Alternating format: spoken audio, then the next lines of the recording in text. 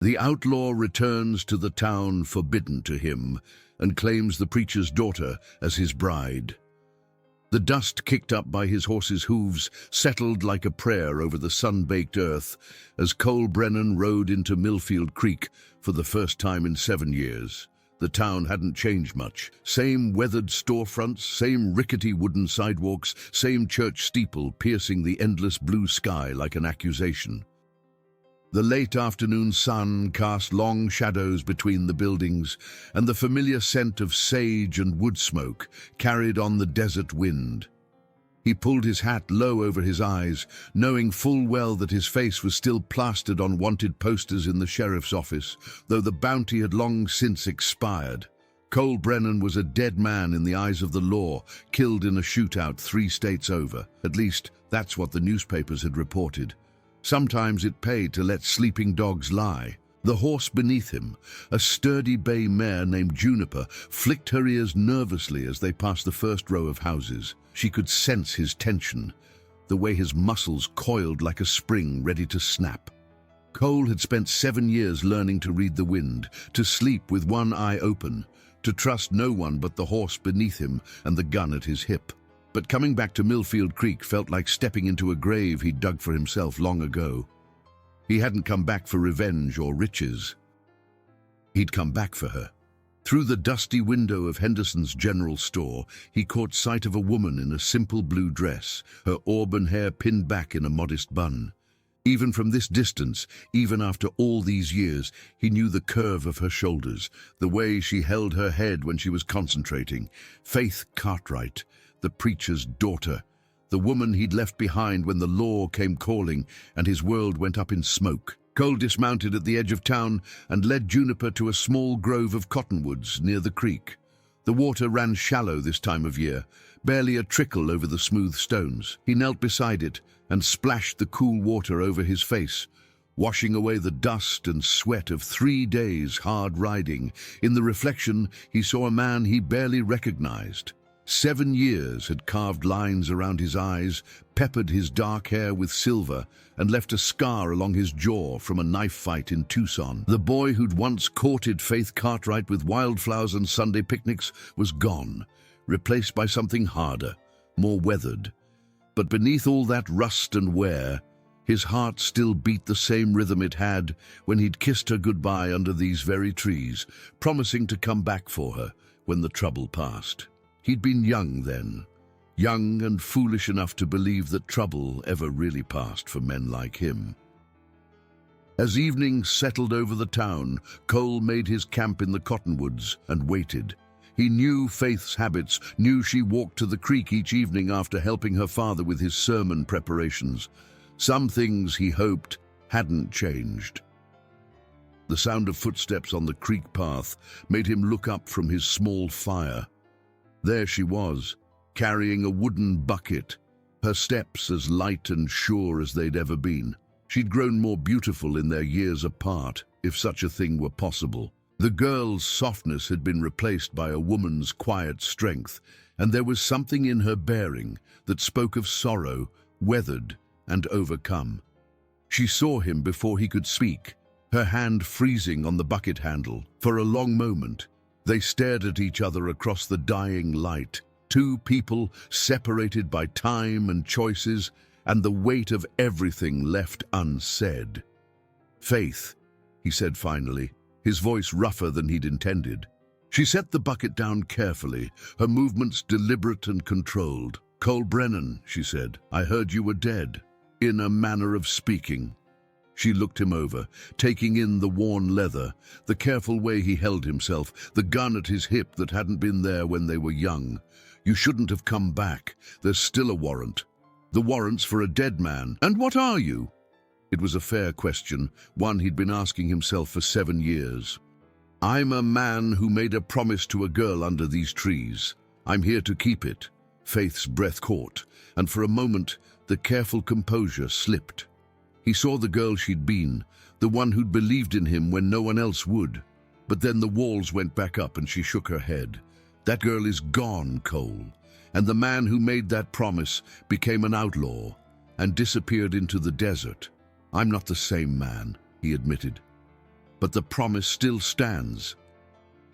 She picked up her bucket and filled it from the creek, her movements brisk and efficient. My father will be expecting me. Will you come back tomorrow?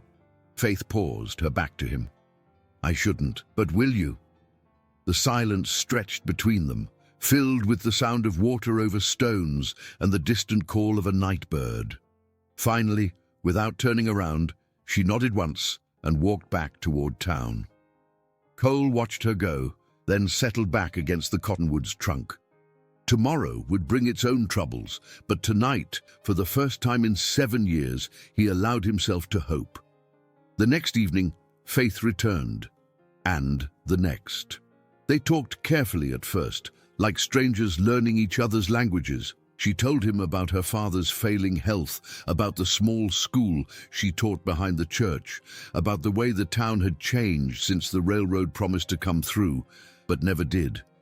He told her about the years of running, about the honest work he'd found on a ranch in Colorado, about the money he'd saved and the plan he'd made to start over somewhere new. Why now? She asked one evening as they sat by the creek, watching the stars emerge in the darkening sky. Why come back after all this time? Cole picked up a smooth stone and turned it over in his hands. Because I never stopped loving you. Because every sunset reminded me of the way the light caught in your hair. Because 7 years taught me the difference between existing and living, and I was tired of just existing. Faith was quiet for a long time. When she finally spoke, her voice was barely above a whisper. I waited for you. For 3 years I waited. Then I stopped waiting and started living. I'm not the same girl you left behind. I know. You're stronger now, more beautiful. You carry yourself like someone who's seen sorrow and learned from it instead of being broken by it. Ikabi, how do you know I haven't been broken? Because you're here. Because you came back to this creek. Because you're talking to a dead man instead of running to the sheriff. Because the woman I see now has depths the girl never had. Faith stood and walked to the edge of the water. My father's been pressuring me to marry Samuel Morrison. He's a good man, owns the bank, never been in trouble with the law. Cole felt something twist in his chest, but he kept his voice steady. Do you love him? I respect him. That's not what I asked. She turned to face him, and in the moonlight he could see tears on her cheeks. No, I don't love him. I don't think I could love anyone else, and that's the problem. 7 years, Cole. 7 years I've been half alive, and I can't keep living like that. He stood and moved toward her slowly, giving her time to step away if she wanted. When she didn't, he reached out and touched her face, his thumb brushing away a tear. Then don't. Come with me tomorrow, tonight, whenever you're ready. Where? Anywhere you want. I have enough money to buy land, to build something real. Oregon Territory, California, somewhere no one knows Cole Brennan or cares about his past. And if they find you, if the law catches up, then at least we'll have had something real before it all falls apart again. Faith closed her eyes and leaned into his touch. I need time to think. How much time? A few days. My father, he'll need time to understand. And Samuel, I owe him an honest conversation. Cole nodded, though it cost him. A few days. But Faith, if you decide to come with me, there's no going back. Not to this town, not to this life. Are you prepared for that? Are you prepared to be the kind of man a preacher's daughter could marry? It was his turn to be quiet. The question cut to the heart of everything he'd been running from and toward for 7 years. I've been trying to be that man every day since I left. I can't change my past, but I can choose my future. The following Sunday, Cole watched from the hills as Faith walked to church with her father, Reverend Josiah Cartwright. The old man had grown frail in the years since Cole had seen him, his steps uncertain, his back bent with age and the weight of shepherding a flock in hard country. Faith held his arm, supporting him with the same gentle strength Cole remembered from their youth. After the service, Cole saw Samuel Morrison approach Faith on the church steps. He was a clean-cut man in his 30s, well-dressed and prosperous-looking. The kind of man parents wanted for their daughters and communities respected. The kind of man Cole had never been and never could be, not really. He watched Morrison take Faith's hand, watched her nod politely at whatever he was saying, watched the way she glanced toward the hills where Cole waited, invisible among the scrub oak and sage. That afternoon, Faith came to the creek earlier than usual, carrying a worn leather satchel. Her face was pale but determined, and Cole knew before she spoke that she'd made her choice. "I told my father," she said without preamble. "I told him I couldn't marry Samuel, that my heart belonged to someone else. I didn't tell him about you, not yet, but I will." Cole felt something loosen in his chest, a tension he'd been carrying for so long he'd forgotten what it felt like to breathe freely. And? He was disappointed but not surprised. He said he'd always known I was waiting for someone, that he'd hoped time would heal whatever wound I was carrying. She sat down on a fallen log and opened the satchel. "These are my mother's things. Her jewelry, some letters, her Bible. It's all I want to take with me. If this story has touched your heart so far, don't forget to subscribe to the channel, like the video, and share it with friends who love Old West stories." Cole sat beside her, close enough to smell the lavender soap she used, close enough to see the fine lines around her eyes that spoke of years spent squinting into desert sunlight while teaching children their letters. "When?" "Tomorrow night. I've been watching the roads. There's a merchant caravan heading west in 2 days. I spoke to the caravan master at Henderson's store. He'll take on 2 passengers for the right price." "You've thought of everything." "I've had 7 years to think." Faith turned to look at him, and he saw no fear in her eyes, only a quiet resolve that took his breath away. "But I need you to promise me something.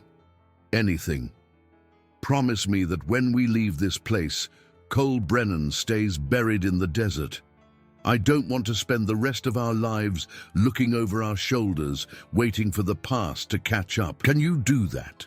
Can you be someone new?" Cole took her hands in his, feeling the calluses from years of hard work, the strength in her fingers that came from building a life with her own hands. Cole Brennan was always half a man anyway, half alive, half present, half committed to anything good.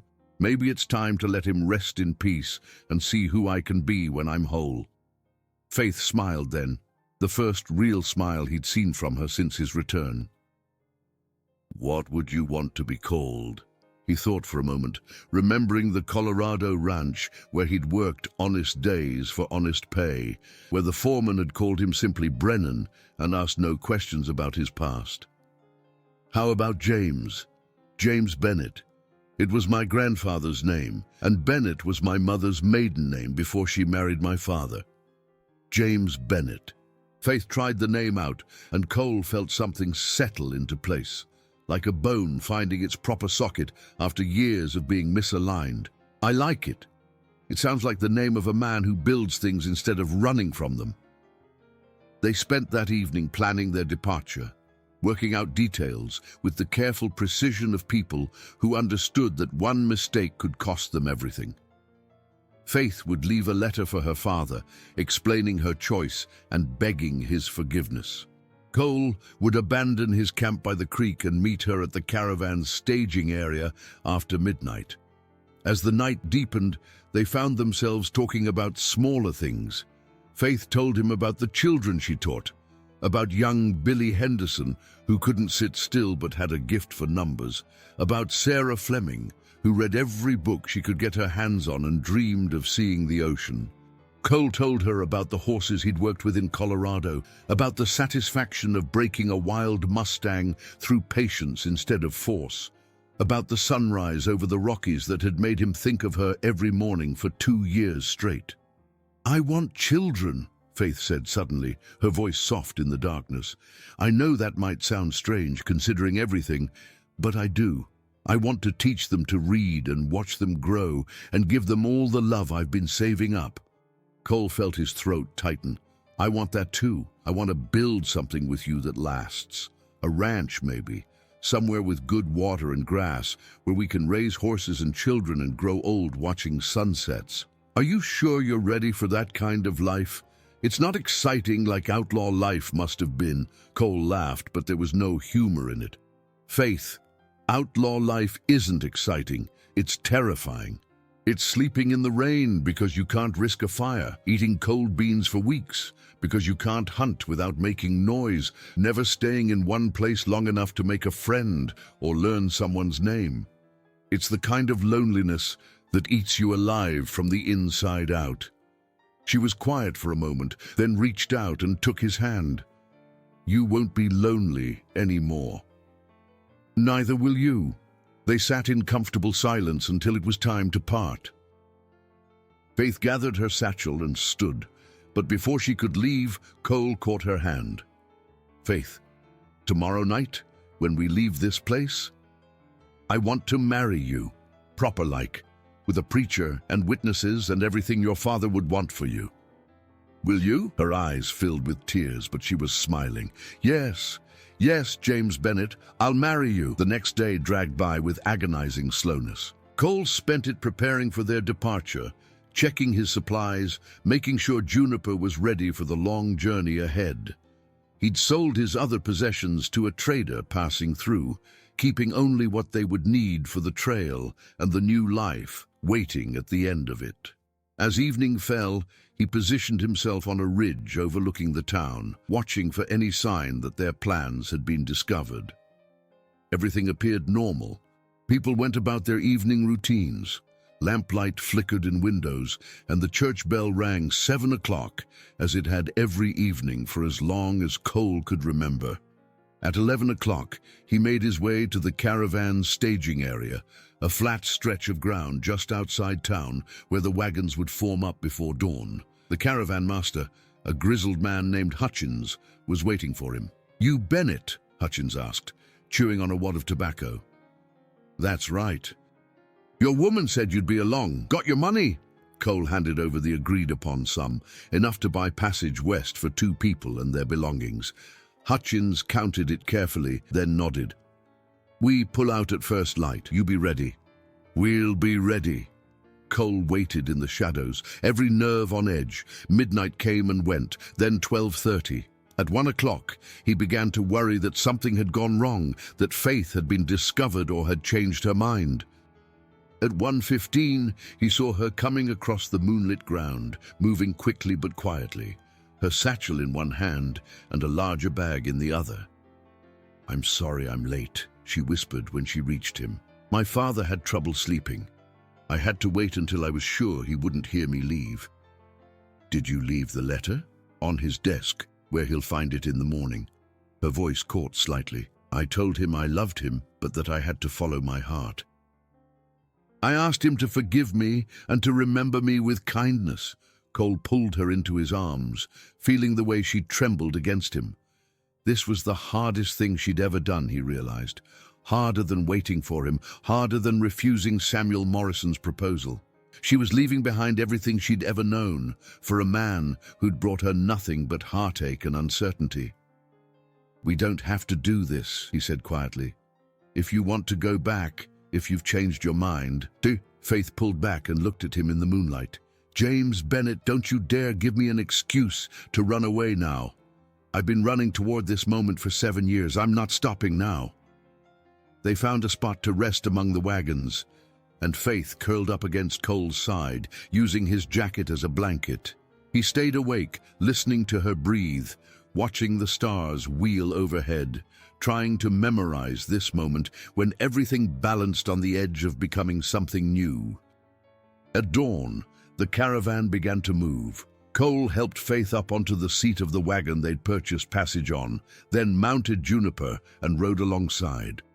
As the sun rose over Millfield Creek, painting the desert in shades of gold and red, they left the town behind. They'd been traveling for 3 days when the riders appeared on the horizon behind them. Cole saw them first.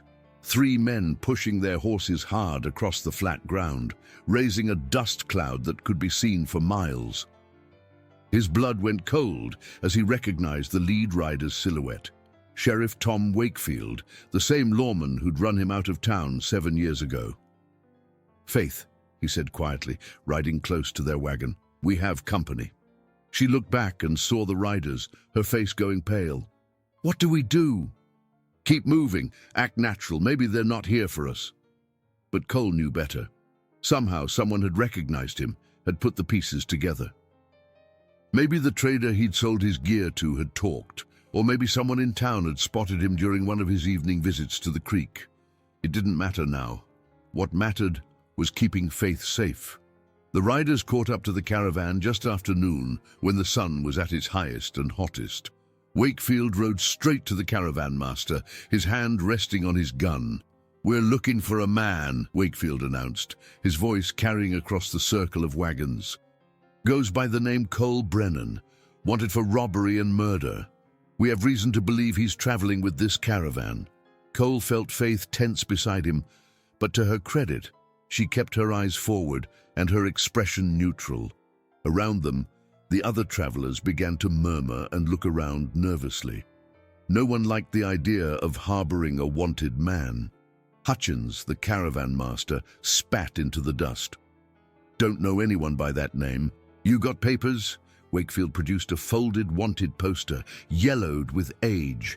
Cole's younger face stared back from the paper, along with a description and a reward amount that made several of the travelers whistle softly. "Anyone seen this man?" Wakefield called out. The silence stretched taut as a bowstring.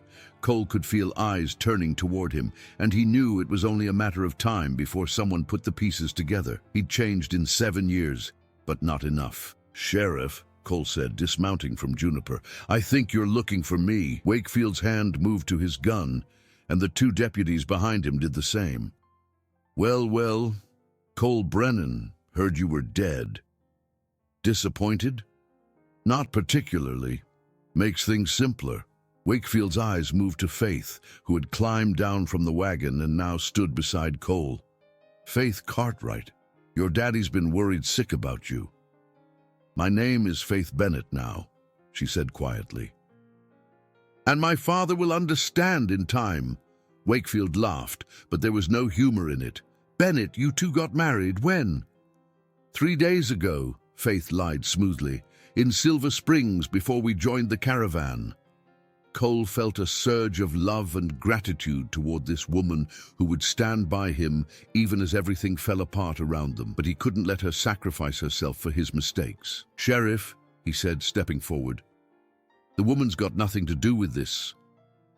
She didn't know who I was when we married. If you want to arrest someone, arrest me, but let her go home." "Can't do that, Brennan. She's coming back with us, married or not. Her father wants her home, and abandoning family carries its own consequences." "I wasn't kidnapped," Faith said, her voice strong despite the fear Cole could see in her eyes. "I chose to leave. I chose to marry James. No one forced me to do anything." "James?" Wakefield's eyes narrowed. "That what you're calling yourself now, Brennan?" Before Cole could answer, one of the deputies spoke up. "Sheriff, we got a problem." All eyes turned to see a dust cloud approaching from the east, much larger than the one the 3 lawmen had raised. As it drew closer, they could make out at least a dozen riders, all armed, all riding hard toward the caravan. Wakefield cursed under his breath. "Who the hell is that?" Cole shaded his eyes against the sun and felt his heart sink. He recognized the lead rider's distinctive black horse and silver-trimmed saddle. "That's Red Mackenzie and his gang. I used to ride with them before I went straight." "What do they want?" "Probably me. Dead or alive, doesn't matter to them. I had something they wanted when I left, and they've been looking for me ever since." As the riders drew closer, Cole could see Mackenzie's scarred face beneath his black hat. Red Mackenzie was a man who held grudges like other men, held gold, never letting go of either. Behind him rode the kind of men who killed for sport and robbed for the pleasure of taking what others had built. "How many?" Wakefield asked, his earlier antagonism replaced by the practical concern of a lawman facing superior numbers. 12, maybe 15. All of them meaner than rattlesnakes and twice as quick. Wakefield made a quick decision. "Hutchins, circle the wagons. Everyone else, find cover and get your guns ready. Brennan, you're still under arrest. But if you want to live long enough to see the inside of a jail cell, You better be ready to fight. Cole looked at Faith, seeing the fear and determination warring in her eyes. Get in the wagon, he said quietly. Stay down, no matter what happens. What about you? I'll be fine, I promise. It was a lie, and they both knew it. But sometimes lies were all the comfort you could offer. The circle of wagons had barely formed when Mackenzie's gang arrived, spreading out to surround the caravan. Mackenzie himself rode forward, close enough to talk, but far enough back to avoid any sudden moves. "Well, look what we got here," he called out, his voice carrying easily across the distance. "If it isn't Cole Brennan, hiding behind a bunch of settlers and playing house." "What do you want, Red?" Cole replied, stepping out from behind the wagon where Faith crouched. "You know what I want. The money you took when you ran out on us in Tucson. $50,000 in gold, plus 7 years interest." Cole felt Wakefield's eyes boring into him. $50,000 was more money than most men saw in a lifetime, enough to make any lawman wonder what other crimes Cole might have committed. "I didn't take your money, Red. I took my share, fair and square." "Your share?" Mackenzie laughed, the sound like breaking glass. "Your share was a bullet in the back, traitor. You sold us out to that cavalry patrol." "I never sold anyone out. I just decided I was done killing for money that wasn't worth the blood on it." Pretty words from a man hiding behind innocent folks. "Tell you what, Brennan, you come with us quiet-like, and we'll let these people go on their way. Try to fight, and we'll kill every man, woman, and child in this circle." Cole looked around at the frightened faces peering out from behind wagon wheels and supply crates. These were good people, farmers and shopkeepers and dreamers heading west in search of better lives. They didn't deserve to die for his mistakes. "Let me think about it," he called back. "You got 5 minutes," Mackenzie replied. "Then we start shooting." Cole turned to Wakefield, who was checking the loads in his revolver. "Sheriff, I've got a proposition for you." "I'm listening." "There's a way out of this that doesn't involve everyone dying, but it means letting me go." Wakefield's jaw tightened. "Not a chance, Brennan. I've been chasing you for 7 years, and you'll be chasing me for another 7 if we're all dead. Look around you, Sheriff. You've got 3 guns against 15. How do you like those odds?" Before Wakefield could answer, Faith appeared at Cole's elbow. "There's another way," she said quietly. Both men turned to look at her. "What do you mean?" Cole asked. "Mackenzie wants you, not us. And Sheriff Wakefield wants to arrest you, not get everyone killed. So what if you both got what you wanted?" Cole frowned. "I don't follow." Faith took a deep breath, and Cole could see her working through the plan as she spoke. "You surrender to Sheriff Wakefield, legally, properly, with witnesses. Then Mackenzie can't touch you without going through the law, and the sheriff gets his arrest without a gunfight." Wakefield shook his head. "Mackenzie's not going to respect any legal technicalities. He wants Brennan dead, not in custody." "Then we make it worth his while to ride away," Faith said. "How much money do we have between all of us? The caravan, I mean. Enough to make it worth Mackenzie's time to let us go." Hutchins, who had been listening from nearby, spoke up. "These folks are heading west with their life savings. There's probably $3,000–4,000 in the whole caravan." "Not enough," Cole said.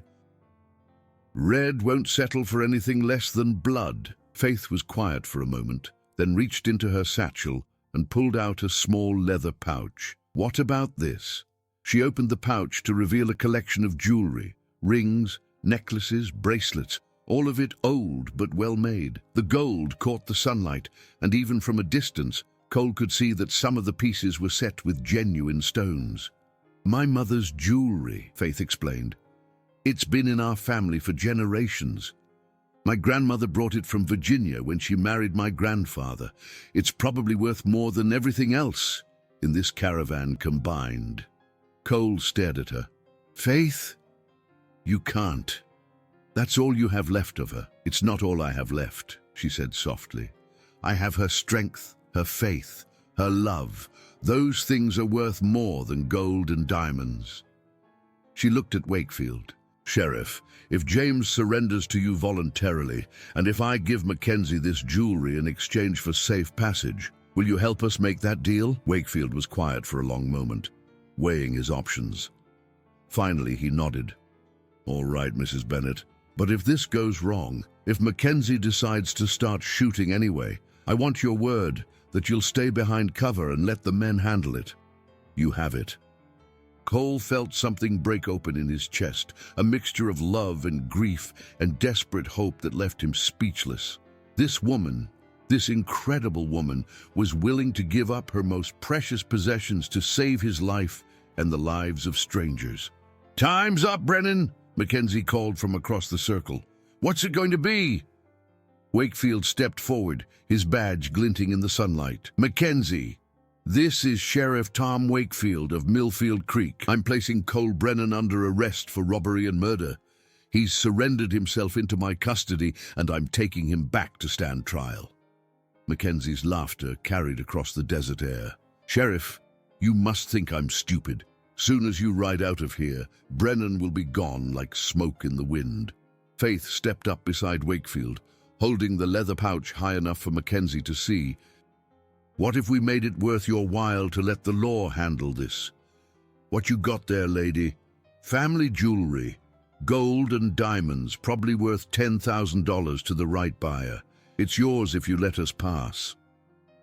Even at a distance, Cole could see Mackenzie's interest sharpen. $10,000 was real money, the kind of score that could keep a man and his gang comfortable for a long time. And it was a sure thing, unlike the uncertain prospect of a running gunfight with lawmen and settlers. Mackenzie spurred his horse forward, stopping just outside rifle range. "Let me see it." Faith walked slowly toward him, stopping halfway between the wagon circle and the outlaw's position. She opened the pouch and spilled some of the jewelry into her palm, letting the sun catch the gold and make the diamonds sparkle. Mackenzie rode closer, close enough to see the quality of the pieces.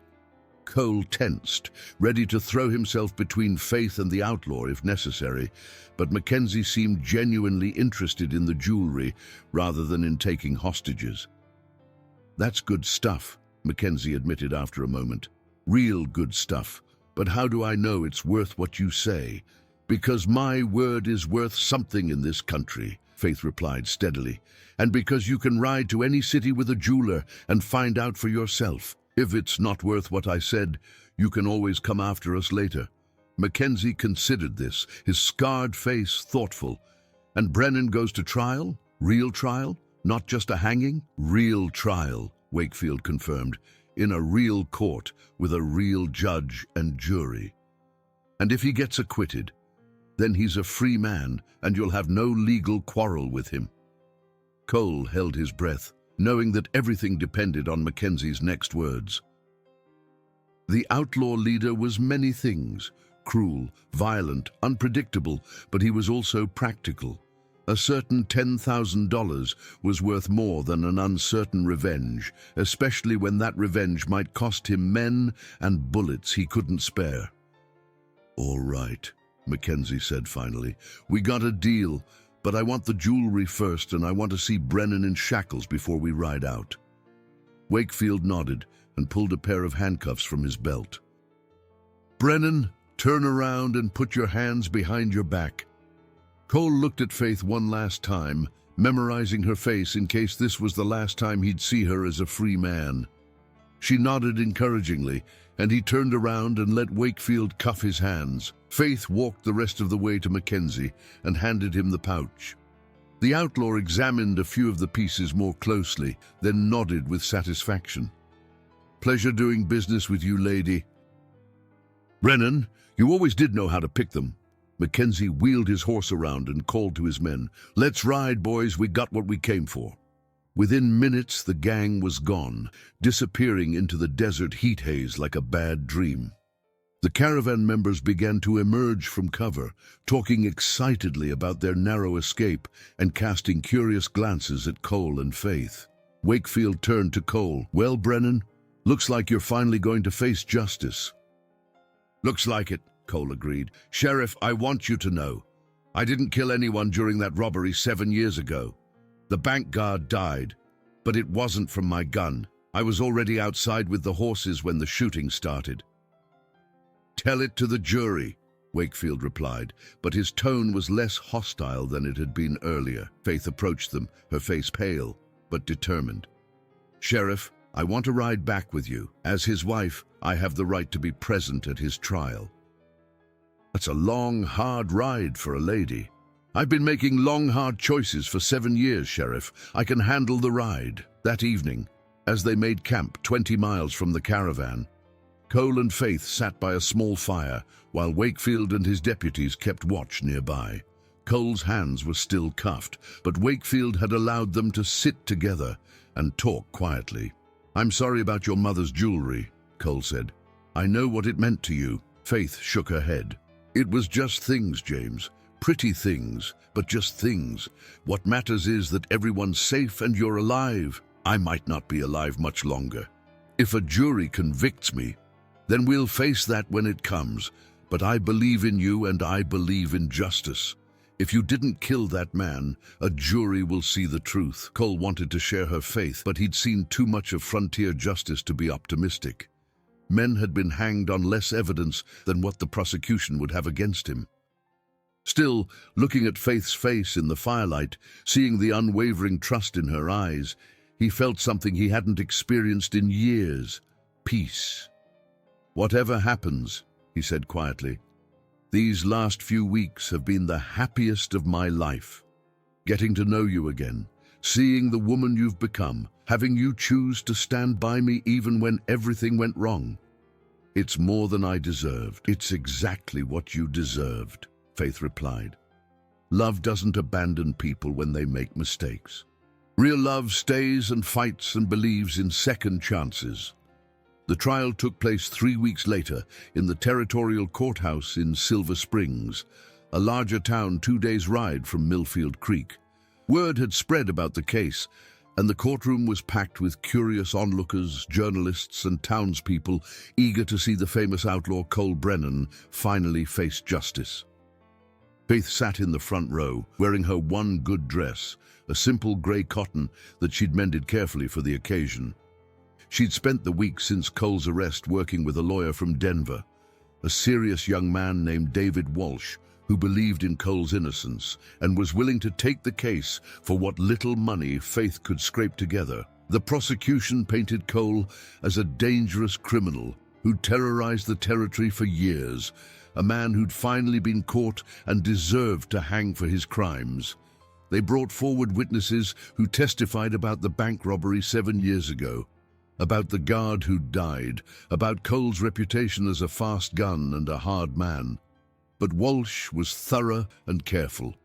He'd tracked down the other members of Cole's old gang, men who were now serving time in territorial prisons for various crimes. One by one, he brought them forward to testify that Cole had been outside with the horses during the robbery, that he'd never fired a shot inside the bank, that the guard had been killed by Red Mackenzie himself in a moment of panic and rage. Why should we believe the testimony of convicted criminals? The prosecutor demanded during cross-examination. Because, Walsh replied calmly, they have nothing to gain by telling the truth. These men are already serving long sentences. They could have let Cole Brennan hang and said nothing. The fact that they're willing to speak up for him, knowing it won't help their own cases, suggests they're telling the truth. The trial lasted 4 days. On the morning of the 5th day, the jury filed back into the courtroom after 3 hours of deliberation. Cole stood as the foreman read the verdict, Faith's hand clasped tightly in his, despite the courtroom's disapproving murmurs about such public displays of affection. We find the defendant, Cole Brennan, not guilty of murder in the 1st degree. The courtroom erupted in surprised voices and heated arguments. Some people had clearly expected a guilty verdict and a hanging. Others nodded with satisfaction, having been swayed by Walsh's defense. The judge banged his gavel for order. However, the foreman continued when the noise died down, we find the defendant guilty of armed robbery and conspiracy to commit robbery. Cole felt his heart sink, even as Faith squeezed his hand more tightly. Armed robbery was still a serious charge, one that could mean years in territorial prison. The judge, an elderly man with kind eyes and a white beard, looked down at Cole with something that might have been sympathy. "Cole Brennan, you've been found guilty of armed robbery. Under normal circumstances, this would carry a sentence of 10 to 15 years in the territorial penitentiary. However, the court notes that you've lived an exemplary life for the past 7 years, that you've worked honestly and paid your debts, and that you've shown genuine remorse for your past actions. The court also notes the testimony of numerous character witnesses, including your wife, your former employer in Colorado, and even some citizens of Millfield Creek who remember you as a young man before you went astray." The judge paused, and Cole could hear his own heartbeat in the silence. "Therefore, the court sentences you to 7 years in the territorial prison, sentence suspended, contingent on your continued good behavior and your agreement to remain within the territorial boundaries for a period of 5 years. You are free to go, Mr. Brennan, but you are not free to leave. Make the most of this second chance." The gavel fell with a sound like thunder, and suddenly Faith was in Cole's arms, tears streaming down her cheeks as the courtroom erupted around them. Sheriff Wakefield approached with a slight smile and unlocked the handcuffs that had become as familiar as jewelry over the past 3 weeks. "Congratulations, Brennan," he said quietly. "Try to stay out of trouble." "I intend to, Sheriff. Thank you for giving me the chance to prove my innocence." Wakefield nodded and walked away, and Cole turned his full attention to the woman in his arms. Faith was laughing and crying at the same time, holding on to him like she'd never let go again. "We did it," she whispered against his ear. "We actually did it." "You did it," Cole replied. "Your faith, your sacrifice, your strength. I would have given up 12 times if not for you." They walked out of the courthouse together into the bright afternoon sunlight, free but not quite free, vindicated but not entirely cleared. It was, Cole reflected, about what a man like him could hope for in this life. That evening, they sat on the porch of the boarding house where Faith had been staying during the trial, watching the sun set over the mountains and talking about the future. "So, what now?" Faith asked. "Where do we go from here?" Cole took her hand, noting how natural it felt, how right. "Well, Mrs. Bennett, I believe we have a marriage to make official, and then we have a life to build." "What kind of life?" "The kind we talked about by the creek. A ranch, maybe. Horses and children and quiet evenings watching sunsets. The kind of life where the most exciting thing that happens is a foal being born or a good harvest." Faith smiled. "That sounds perfect. But James? Yes? Can we go back to Millfield Creek first? I need to see my father, to make things right with him if I can, and I want him to marry us properly in the church where I grew up." Cole nodded, understanding, "Of course, as long as he'll have us." 3 days later, they rode into Millfield Creek together, Cole on Juniper and Faith on a gentle sorrel they'd bought with the last of their money. The town looked exactly the same as it had when they'd left it, but everything felt different. They were different people now, tempered by trial and hardship into something stronger than they'd been when they were young. Reverend Cartwright was working in his small garden behind the parsonage when they arrived. He looked up at the sound of hoofbeats, and Cole saw the moment when recognition dawned in the old man's eyes. For a heartbeat, Cole thought the preacher might turn away, might refuse to acknowledge them. Then Faith dismounted and ran to her father, and the old man's reserve crumbled like a dam bursting. "Faith," he said, holding her tightly. "My dear girl, I've been so worried. I'm sorry, Papa. I'm so sorry for leaving the way I did, for not explaining properly. But I had to follow my heart." Reverend Cartwright looked over her shoulder at Cole, who had dismounted but remained respectfully distant. "And this is the man your heart chose. This is James Bennett, Papa, the man I love, the man I married." The Reverend gently disentangled himself from Faith's embrace and walked over to Cole. For a long moment, the two men studied each other. Cole saw a man aged by worry and loss, but also strengthened by faith and love for his daughter. Reverend Cartwright saw a man marked by hardship, but not broken by it, someone who looked at faith with the kind of devotion that couldn't be faked. "James Bennett," the Reverend said finally, "that's not the name my daughter knew you by when you were young." "No, sir, it isn't. I've made mistakes, Reverend, big ones, but I've spent 7 years trying to become the kind of man your daughter deserves, and I'll spend the rest of my life continuing to try." "And what kind of man is that?" "The kind who keeps his promises. The kind who builds instead of tearing down. The kind who loves her enough to let her go, if that's what would make her happy." Reverend Cartwright nodded slowly. "Faith tells me you were married by a justice of the peace in Silver Springs." "Yes, sir, after the trial." "Would you be willing to be married again, here in the church, with proper ceremony and the blessing of God?" Cole felt Faith's hand slip into his, warm and steady and sure. "Sir, there's nothing I'd like more." The wedding took place the following Sunday, with half the town in attendance. Faith wore her mother's wedding dress, carefully altered by the town's seamstress, and carried a bouquet of wildflowers that Cole had picked from the meadow where they'd first kissed all those years ago. Cole wore his one good suit, cleaned and pressed for the occasion, and tried not to think about how many of the wedding guests remembered him as a wanted man. When Reverend Cartwright asked if anyone objected to the union, Samuel Morrison half rose from his pew, then seemed to think better of it and sat back down. Cole caught his eye and nodded respectfully. Morrison nodded back, the gesture of one man acknowledging another's victory without rancor. "Do you, James Bennett, take Faith to be your lawfully wedded wife, to have and to hold in sickness and in health, in good times and in bad, forsaking all others for as long as you both shall live?" "I do," Cole said, his voice carrying clearly through the small church. "And do you, Faith Cartwright, take James to be your lawfully wedded husband, to have and to hold in sickness and in health, in good times and in bad, forsaking all others, for as long as you both shall live?" "I do," Faith replied, tears of joy shining in her eyes. "Then by the power vested in me by God and the territory of Arizona, I pronounce you husband and wife. James, you may kiss your bride." Cole lifted Faith's veil and kissed her gently, tasting salt tears and sweet promise. Around them, the congregation erupted in applause and cheers, and for the first time in 7 years, Cole felt like he might actually deserve this happiness.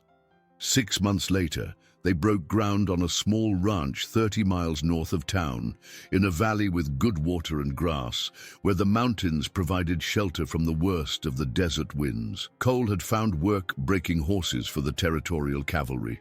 Honest work that paid well enough to let them save money for cattle and supplies. Faith taught school in the nearby settlement of Pine Ridge, riding back and forth each day on her gentle sorrel. They lived simply but happily, their little house growing room by room as Cole's carpentry skills improved and their savings allowed for improvements. Faith planted a garden and learned to preserve vegetables for the winter. Cole built corrals and a barn, training wild mustangs with patience and gentle persistence. On their first wedding anniversary, Faith told him she was carrying their first child. Cole picked her up and spun her around their kitchen, both of them laughing with pure joy. "What do you want?" he asked, setting her down carefully. "Boy or girl?" "Healthy," Faith replied. "Just healthy and strong and loved." "That's a given? But boy or girl?" Faith pretended to consider this seriously. "A girl first, I think, then a boy, then maybe another girl. I want a house full of children, James Bennett." "Then that's what we'll have," Cole promised, and sealed the vow with a kiss. Their daughter was born the following spring, during a thunderstorm that shook the little ranch house and made the horses restless in their corrals. Faith labored through the night, while Cole paced the kitchen, feeling more helpless than he ever had facing down armed outlaws. When the baby's cries finally filled the house, Cole felt his knees go weak with relief. "She's beautiful," the midwife said, placing the tiny red-faced bundle in Faith's arms. "What will you call her?" Faith looked down at her daughter, then up at Cole with eyes full of wonder. "Hope," she said. "Her name is Hope."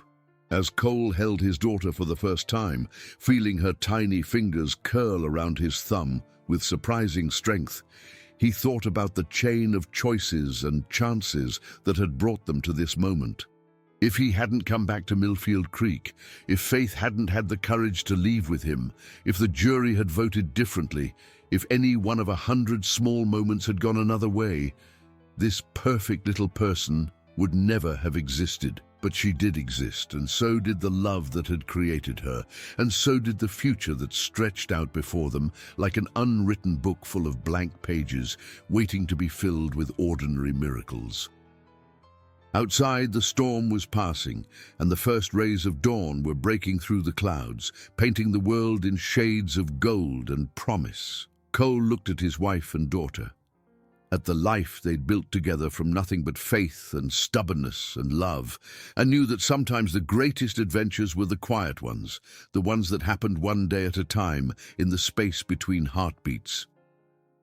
"Welcome to the world, Hope Bennett," he whispered to his daughter.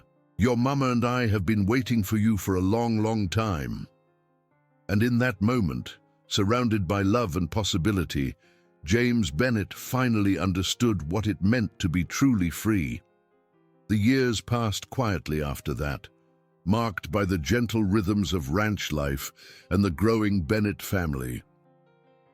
Hope was followed by a son they named Matthew, then another daughter called Grace, and finally a boy they christened Samuel, after the banker who had graciously stepped aside when Faith chose love over security.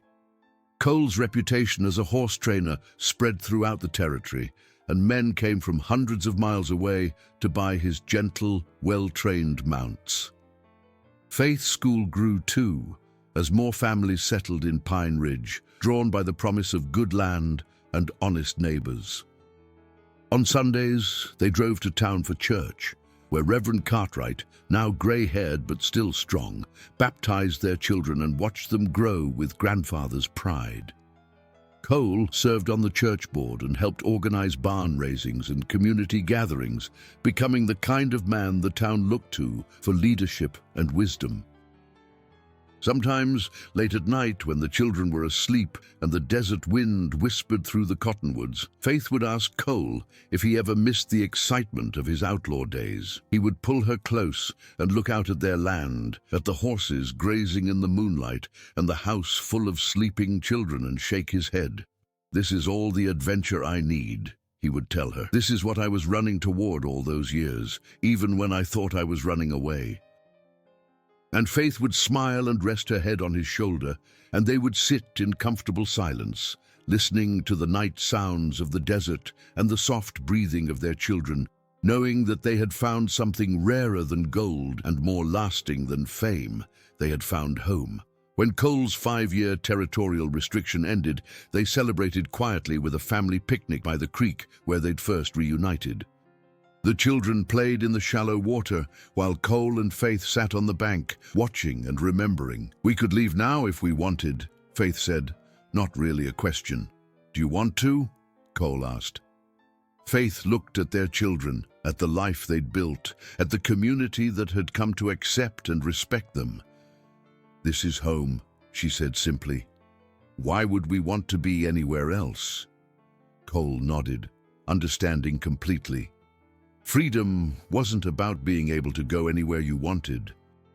It was about finding the place where you belonged and having the courage to stay. The end came, not with violence or drama, but with the quiet dignity that had marked their later years together. Cole lived to see his grandchildren born, to teach his sons the honest trade of horse training, and to watch his daughters grow into strong, capable women who knew their own worth. When he finally passed, at the age of 73, it was in his own bed, surrounded by family, having lived to see the territory become a state and the wild frontier transform into settled communities. Faith followed him 6 months later, as if she couldn't bear to be separated from him for long. They were buried side by side in the little cemetery behind the church in Millfield Creek, their headstones simple granite markers that bore their names and the dates of their births and deaths, and beneath that, a single line: they chose love. The story of Cole Brennan and Faith Cartwright became local legend, passed down through generations of families who had known them or known of them. Some versions emphasized the outlaw's redemption, others the preacher's daughter's courage in following her heart. But all the versions agreed on this: that love, real love, was worth any risk, any sacrifice, any price. And sometimes, on warm summer evenings, when the light slants golden across the desert and the wind carries the scent of sage and possibility, visitors to the old cemetery swear they can still feel it. That love, strong as the mountains and enduring as the stars, a reminder that some bonds are too powerful for death to break, and some stories are too beautiful to ever truly end. These stories we share on our channel are fictional, crafted to inspire and entertain, and are not meant to offend anyone. If you've enjoyed this tale of love, redemption, and second chances in the Old West, please subscribe to our channel, like this video, comment with your thoughts, and share it with others who appreciate stories of the human heart. Thank you for watching, and we'll see you in the next story.